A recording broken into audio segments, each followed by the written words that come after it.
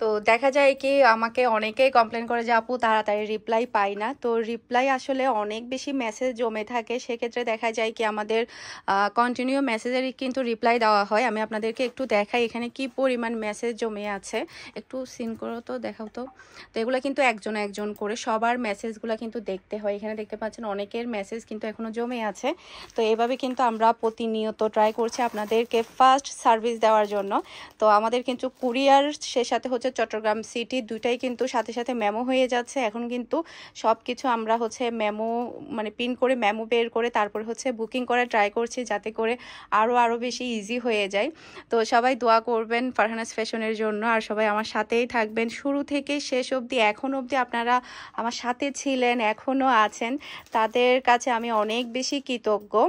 আর দোয়া করবেন ফারহানাস ফ্যাশন যাতে আরও বড় হয়। একটা সময় এই কাজগুলো আমি একা হাতে হ্যান্ডেল করেছি, এখন হচ্ছে আমরা তিনজন, টোটাল আমি সহ তিনজন কাজ করছি।